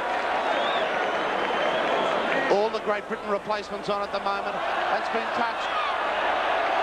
And it's ruled to have gone forward and knock on. So still Great Britain under pressure. Alfie Langer to feed this scrum just 10 metres outside the Great Britain try line and right in front of the post. Plenty of options for the Aussies. Daly moves over to the right. Jackson calling the shots. Looking for space to set up his skipper for try number 3, and offside. Jackson looking for the quick tap. But sanity has prevailed here, Wally. And in they'll come for the kick and goal. No, it's, I think you'll find it's a differential penalty. Shoot for goal, and whether Australia would be all that unhappy about it. They've got the opportunity now to mount an attacking raid against a tired-looking British outfit. They've got to try and push home the advantage now as we see Gillespie, and he's gone ahead, and he's run into the post, I think. Had that goal post not been there, I think he could have forged over. Langer looking to dummy and then throw it, lost his footing, and that gives the defence time to knock him over. Edwards over the top. Walters looking the open side. Here come the Australians charging again. This is Bobby Lindner. Slips the ball back to Walters. Walters to Jackson. These numbers here. Jackson gets to within 2 metres and still they can't score. How much pressure can they stand? Walters trying to dive over, but he's held up as well. They must come left. They have numbers left. Suriname standing, going to go himself. And that is the match winner. That's the clincher here as Suriname dives over under the post. It's 16 points to 2. And there's 16 minutes left. It had to come. Great Britain were under pressure from every angle. The outside backs are up quickly. On the Optus replay, we see Suriname looking out wide and then diving over himself. And no one can stop the big man, all 110 kilos of him. Pat, the pressure was just continuing to build there. The English, the last 2 times they've had the football, they've managed to drop it inside 3 tackles. The pressure was just enormous. It just kept building and building, and eventually something had to give. And unfortunately for the Poms, it was right in the middle of the ruck. It's a certain 6 points to Australia that will put the game well in Australia's control. We hadn't have seen that try scored under the post there by Suriname. Any one of 6 or 7 players could have scored out on the left-hand side here for Australia. There was that much of an overlap. The Englishmen just looked that tired they couldn't be bothered to come out this side. Who can blame them? They've been under enormous pressure over the last 10 minutes or so. Well, what a night for Big Ciro. His first test on Australian soil. He's played 12 tests, but none of them in front of his home crowd, and that is his first test try. And it's going to be worth 6 points because Wishart won't miss this one. He doesn't. At the Sydney Football Stadium, it's 18 points to 2, and Great Britain have a power of work to get back from here. There's only 15 minutes remaining in this match.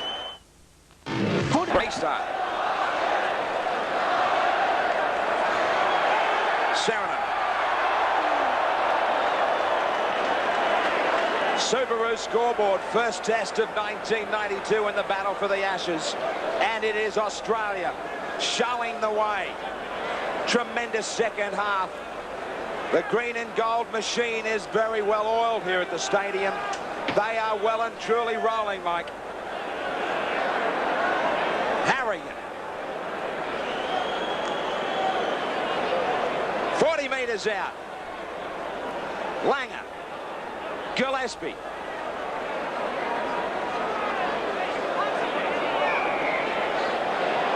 Jackson was shaping to send this ball down deep, but the penalty goes against the Australians. Well, Graeme, I think that is what's commonly termed in the football world as a sympathy penalty, that one. Really, there wasn't too much wrong with it. Jacko was being molested as he was getting up to play the football. It didn't have the opportunity to stand up and play it correctly. Well, Mick, Ellery Hanley will be called for in a big way now for the second. He certainly would be. They've really missed Ellery out there, but the guy that filled in for him, Bill Clark, he's a player that not many people out here in Australia have seen, but I've been impressed. He's made a couple of mistakes, but he's a Great Britain under-21 captain. I think he's had a fine game. Platt setting up for Gregory. He hammered the ball at Clark, and it comes away. The knock-on will go against Great Britain. Plenty of defence there from Australia. Lazarus has finally gone back sideline. What's the full story, Michael O'Connor, here with Lazarus? Yes, Graeme. Glenn came off in with a head bin with a cut to the back of his head, a deep gash. He's had to have 15 stitches inserted. But in the first minute of the game, he got a bad cork in his hip. And when he cooled down in the sin bin, or in the blood bin, sorry, he was unable to come back on. And his replacement, David Gillespie, played particularly well. Walters. Gillespie has had a fine game. Lindner has as well. Surprisingly, Great Britain maintained the advantage in the opposition half with possession by 10 tackles, 44 to 34. It's been Australia, though, who have come up with 3 tries. Walters. 38 out from their own line, Australia. They've been in camp for a week. A camp that has seen them get together in a very impressive fashion. A fire. A rare touch for him with the ball. The penalty goes against Australia from being inside the 10 metres, is it, from the kick?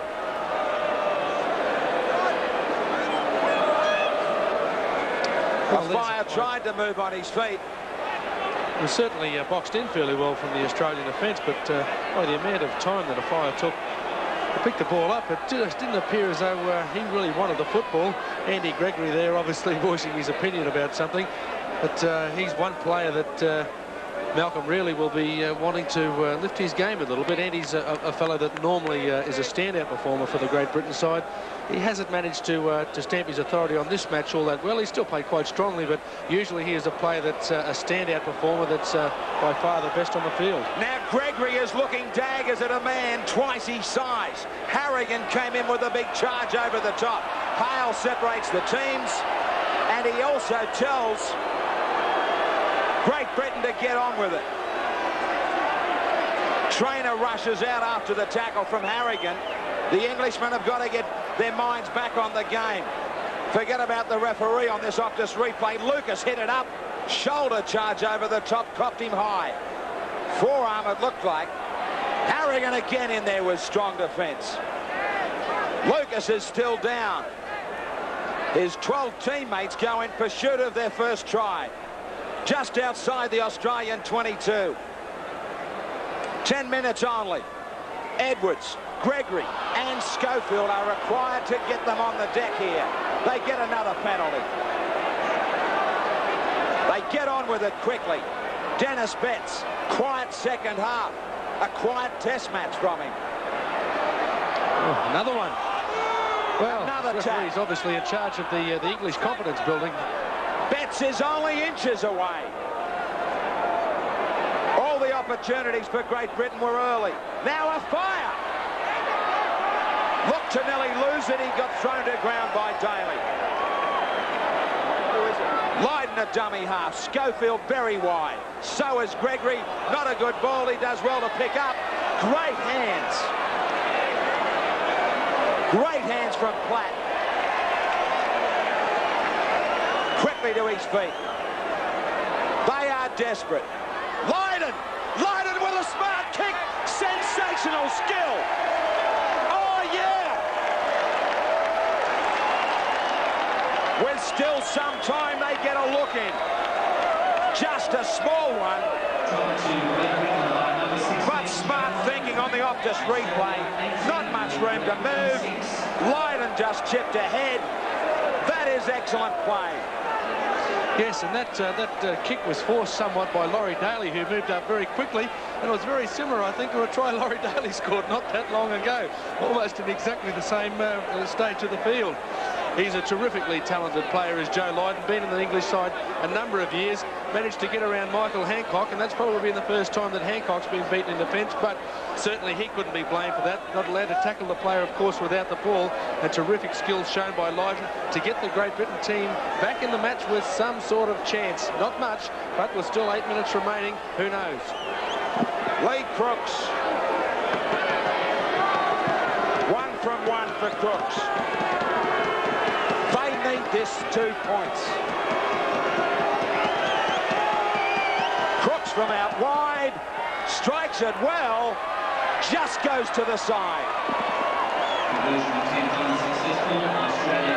Australia still with this big advantage though. Now Lucas is in trouble and the referee has been grabbed by the trainers. 18-6 here on the Subaru scoreboard. Crooks is not, Lucas I should say, has not moved since that hit over the top from Harrigan. We have plenty of members from the Great Britain camp hurrying out there.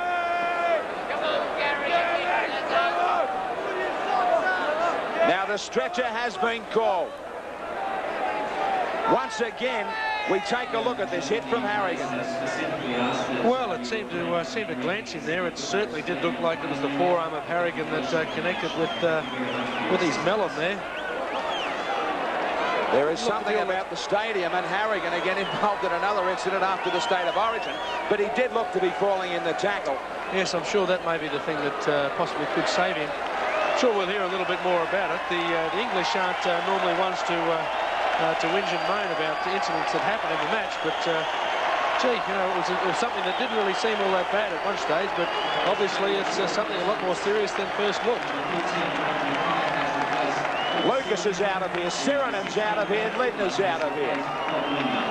Standing ovation for Sirenen and Lidner as we get underway again. Clark to bring it back. Stepping, he hasn't stopped trying. Still short of his own 22 though. Great Britain have missed 36 tackles. Short of the 22.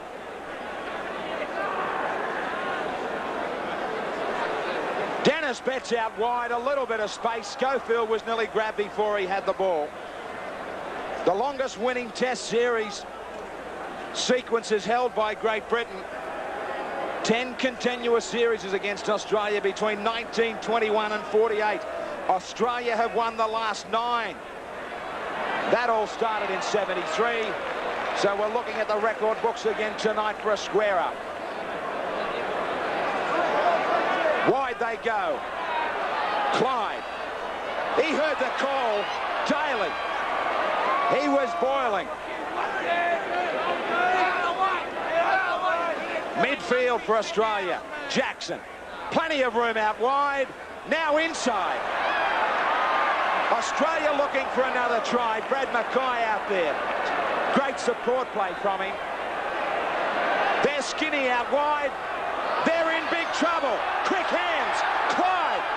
Clyde still. Hancock will get it.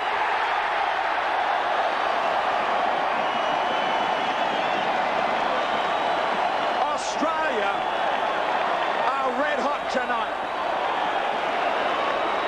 The hands out wide have been brilliant. Forget about the headache. Hancock's got himself a test try. Optus replay. Great long ball from Langer. Superb quick touch from Daly. Clyde out wide again. He's involved to lay it on for Hancock. Here's a nice long pass from Alan Langer. It looked to be the wrong option taken by the Great Britain centre in Darryl Powell, who raced up to try and cut that try off. But the ball went out to Bradley Clyde. It looked as though he may have butchered the movement at one stage there when he decided to go back in, but in actual reality, he opened up the opportunity for Michael Hancock, who still had one player to beat. Did very well to do it. One-on-one, there's not many times that Mick Hancock won't be able to beat his opponent. He's just too big, too fast, and too strong. Clyde just put him off for a fraction. He stopped the cover defence, gave Hancock just that extra inch of room. Clark, the big swinging arm over the top, went astray. Hancock, 5 test matches for the Brisbane Broncos winger. Andy Gregory looking down the barrel at another test defeat. They were confident after an unbeaten run on tour, Great Britain. They had opportunities, they didn't finish in the first 40. Big celebrations here at home for Australia. Last few minutes of this test match, where there has been some stunning attacking play. 4 minutes only. Wishart. He's got another wide one. Hits it beautifully, but just misses.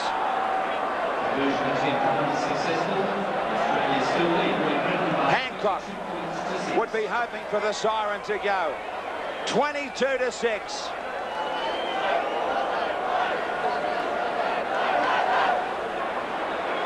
Great Britain back with the restart. They promised so much, they threatened in the first 40, Michael, but the second half they have not been able to maintain the rage nor the pace. That's right, Graeme. I don't think too many sides in the world would be able to withstand this pressure that Australia's thrown at them in the second half. They really have been outstanding, particularly the Australian backs. All of them, they've played outstandingly well. Fittler now.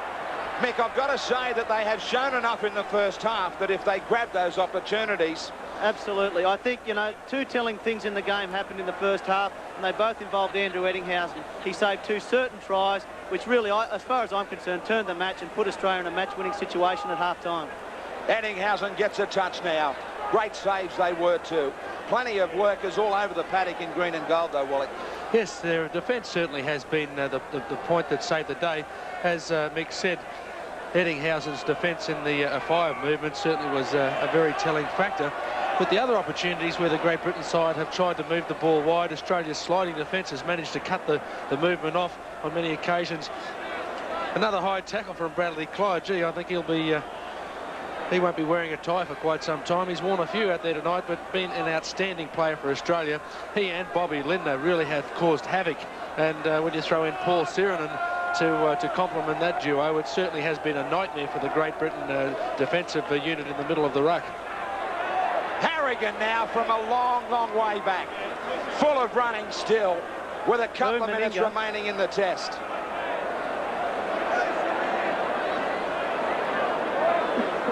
Gillespie playing at midfield. Langer. Daly. Too many missed tackles. The frustration has showed as Great Britain have tried to square up with some individual clashes all over the paddock in this second half. Langer. Shaping out wide for Kevin Walters. He gets thrown to ground by Betts. Kevin Walters from dummy half. Mackay, I should say. Langer. They want some more. The crowd have enjoyed this great display. The ball was forward here, though.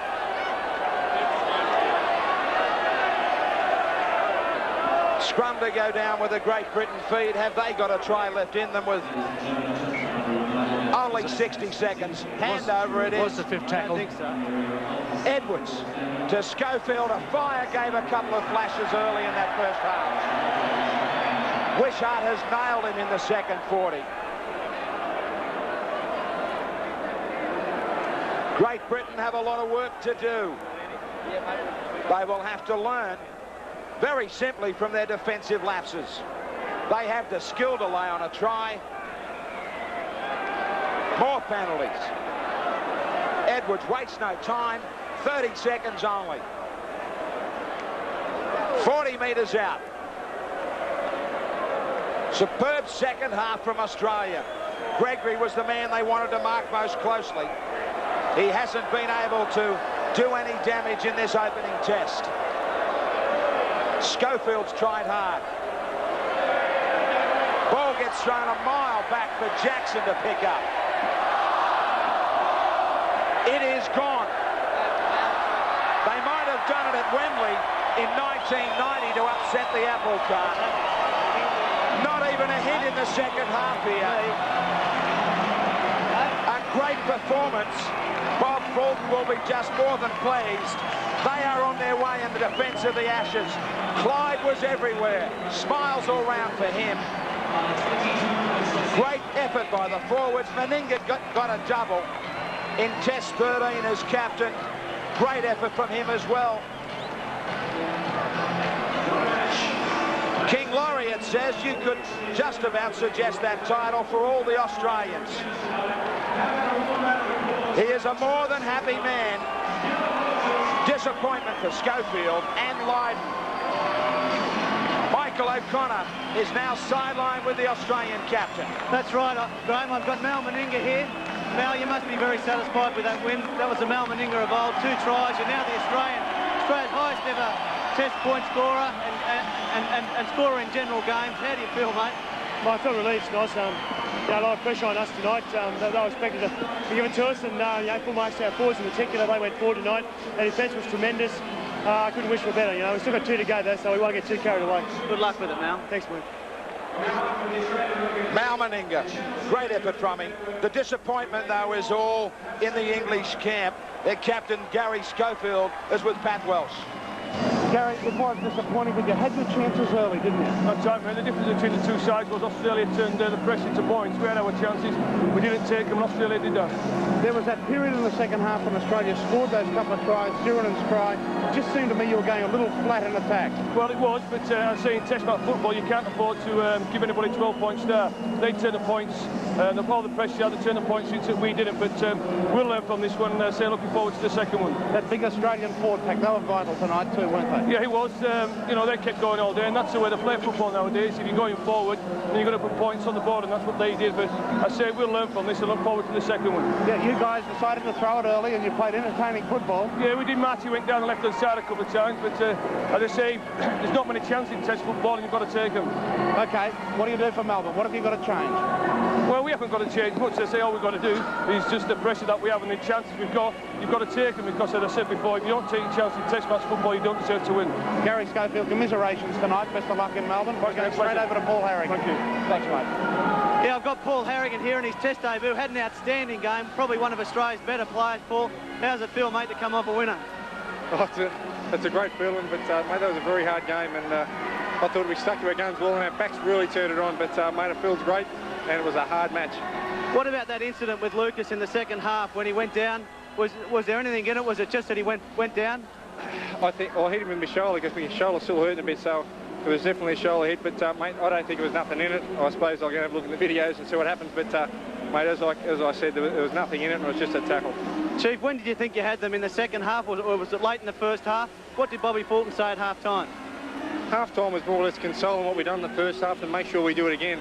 And we pretty well thought whoever scored again in the second half first would take the match out, and that's what happened. So, you know, very pleasing, and our frame of mind throughout the match was very good. And your big mate Ciro got under the post for one. You've got to be next, eh? I'd be pretty happy with being next. Big Ciro had a great game. It's a big, powerful run, and it's just a pleasure to play with him. You had a great game too, mate. Go and enjoy the celebrations. Congratulations. Thanks, mate. Thanks, Graeme. He certainly did, Michael O'Connor. Great performances all round in the green and gold tonight. And a big scoreline in their favour. 22 points to 6 to Australia over Great Britain. Not just the players, sell-out crowd here at the stadium on our Subaru scoreboard are celebrating also. Beautiful night in Sydney, especially if you follow the green and gold. We will return on 7 Sport after this break.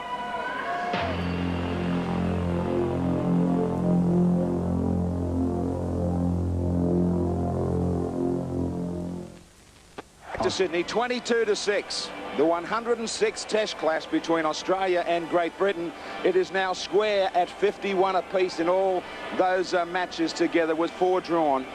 And as we take a look at our Subaru scoreboard, Wally Lewis, I've got to ask you, is the jury still out about a Great Britain comeback for game 2? Well, I've got no doubt that Great Britain can come back in the match. They showed enough, especially in that first half, to have their coaching staff positive. They've had a fairly successful tour so far. And I think it was just the case that the Great Britain side just managed to, well, didn't manage to settle down enough. They just panicked at the wrong time and threw some very bad and risky passes. And in defence, they started to get a little bit frustrated at not being able to post points and started really throwing those tackles around, trying to dust a little bit of the dirt and dandruff off the top of the Australian players' hair. Well, they did have some opportunities in the first half, and they had a couple in the second. Only one of them got to the wire, and that was Joe Lydon. That's right. It was certainly a very talented display from Joe Lydon in posting the try. He really did just about everything possible. Managed to beat a player, stand him up, then chip kick or grab a kick around him to put the ball down behind the try line. But there were a couple of tries, as Michael O'Connor mentioned earlier, that Australia managed to save, and they possibly were the difference between Australia winning and losing this Test match. Tremendous cover defending tackles by Andrew Ettinghausen, and really that could have been 12-0 to Great Britain at one stage. That leads me to the next question. There are heroes all over this stadium in Sydney for Australia. Oh, there certainly were, and Andrew Ettinghausen, he was the hero in the first half for Australia. There was no doubt about that. I'm sure that everybody that watched the match and was here at the ground would have realised just how hard it was to try and grab hold of Martin Offiah, because he is easily the fastest man in rugby league, and trying to position him against the sideline to make those cover defending tackles is hard enough, trying to judge his speed, but actually getting there and then boxing him into a corner and knocking him over the sideline, that's another, and he did that splendidly on 2 occasions. Mal really with all the headaches, but he is a tough competitor too. Well, Malcolm, really, we all realise what a hard competitor he was as a player. He really has built this Great Britain side up from the basement. He took it over a number of years ago when Australia were thrashing Great Britain quite easily. He's come up and he's turned them into a very dour defensive unit. Unfortunately, I don't think we got to see quite their best tonight. He'll turn them around by the time the second test comes around. He's a cranky bloke at the best of times when he's a loser. As a winning coach, he certainly knows how to get his team up there on a high.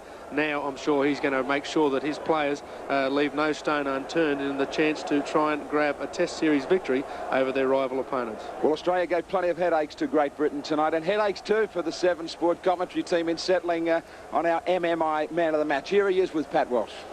Thanks very much, Graeme. Plenty of bruises down here in the Australian dressing room, and our man of the match is one of them, but plenty of smiles as well. Bradley Clyde, congratulations from MMI Insurance's cheque for $2,000.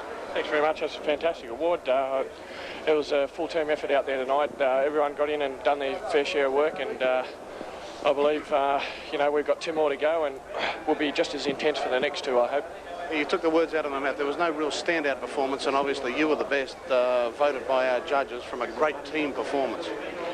Yeah, well, I think I might throw this one on the bar because I think it was everyone went out there in a great frame of mind to play their best football tonight against Great Britain. We knew they'd be very tough, and they were.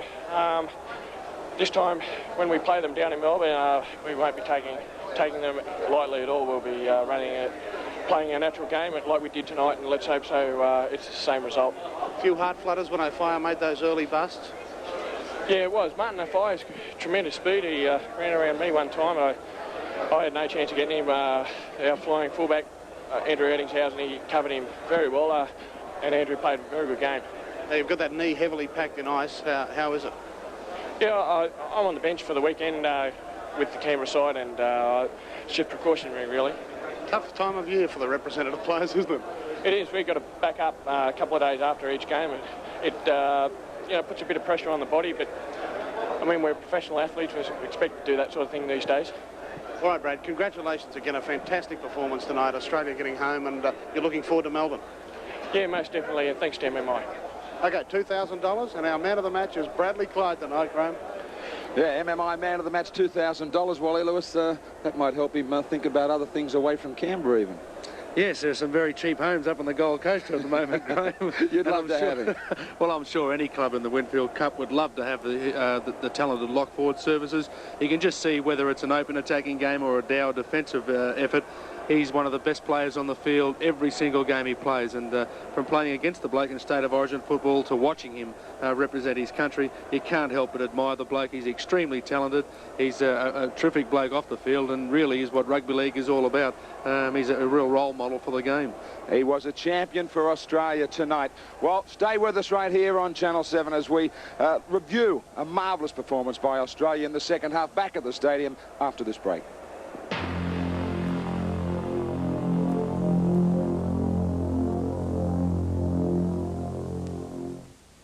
Test match of the 1992 Battle for the Ashes series. Very impressive, the green and gold machine tonight, but there were some great saves out there too when, most importantly, Great Britain were threatening in the first half, and Michael O'Connor, Andrew Ettinghausen saved the day. Yes, that's right, Graeme. I've got Andrew, the Australian Test fullback and hero, sitting right next to me now, E.T. You've played a lot of Test matches, something like 16 now. Is this the biggest atmosphere you've ever played in front of in Australia in a Test match? Yeah, not a doubt. This is the biggest crowd you know, I've been under in Australia. It was just fantastic out there. I ran out there and I didn't expect to see all the seats filled, but it was you know, it was chock-a-block and plenty of Aussies and plenty of Great Britain supporters as well. It was just a great Test atmosphere. It was Meninga who got Australia really firing tonight with the double as we take a look at all the try scorers. They were lining up for Australia. Meninga got that double, Hancock got a try, and Sironen the easy one right under the post, although he did crash through, and they really did wear down Australia. Lydon got a late try for Great Britain, but this pack is a daunting one for the green and gold. It certainly is, and of course Bob Fulton is a self-professed fan of very big footballers. We listened to some of the facts and details of just how heavy that the Australian pack is nowadays, averaging around about 105 kilos or something like that, a massive pack for Australia. And when you're trying to defend against that, surely after a certain amount of time you're going to have to get tired. You're going to get sick and tired of blokes smashing into you. I guess it's just like the water just wearing away at the edge of the ocean. It's eventually going to get you.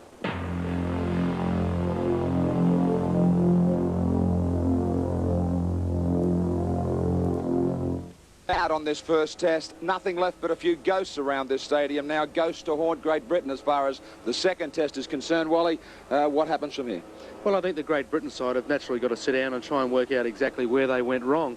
I think they'll be very encouraged with what they saw in the first 40 minutes of play, but the coach, Malcolm, really, he'll be sitting down and saying to himself, well, what changes have I got to make? And I think one that will really stand out is that, unfortunately, as many times as he's played for Great Britain, Lee Crooks, I think, might be relegated to the reserves bench at least. One man that I think they really missed, though, Jonathan Davis. Yeah, well, they could have used him out there. We look ahead to the second test here on 7, exclusively coming up. Australia versus Great Britain, the 26th of June, Princess Park in Melbourne, and they will have to hit back in a very, very big way. Malcolm really has a lot of work to do with his side. Their defences have to be in order. Thanks for being with us. We look forward to your company down south in Melbourne for the great occasion. On behalf of all the 7 team, good night, everybody.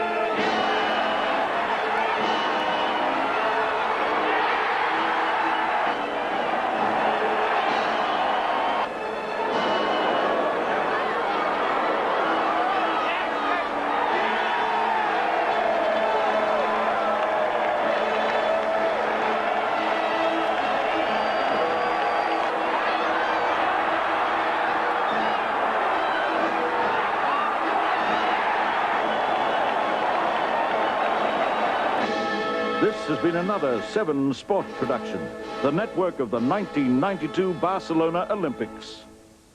This court is adjourned till the second test in Melbourne, Friday, June the 26th, 1992.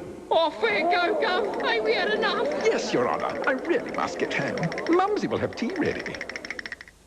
Tonight's first 4X Rugby League Test match has been proudly presented for your enjoyment by Subaru, MMI Insurance and Optus Communications.